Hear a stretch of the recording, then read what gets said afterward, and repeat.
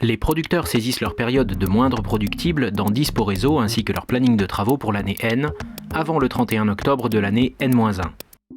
Avec Érable, ERDF simule les contraintes pouvant affecter les postes sources sur l'année à venir, sur la base de scénarios statistiques de consommation et de production. ERDF saisit les travaux prévus, sur l'année N, en s'appuyant sur la vision des périodes de moindre contrainte. L'impact des travaux et leurs interférences mutuelles sont analysées grâce à un ensemble de simulations réalisées avec Érable. En cas d'apparition de contraintes nécessitant de limiter l'injection d'un producteur, le montant des pénalités potentielles à verser au producteur est estimé.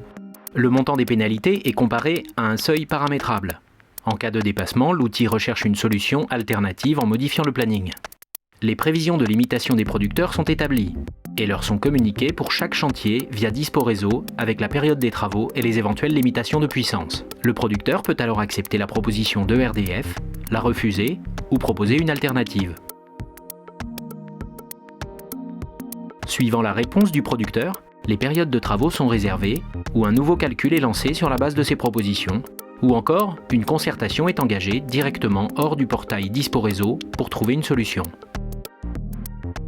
Lorsqu'on se rapproche de la réalisation des travaux, une fois que les accès au réseau et donc les manœuvres correspondantes ont été préparées grâce à l'outil de gestion des accès,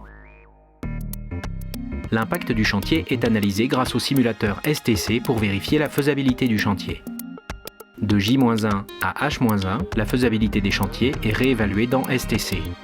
En cas d'apparition de contraintes, une optimisation est réalisée avec des leviers actionnés manuellement dans un premier temps, puis automatiquement avec un algorithme d'interclassement technico-économique.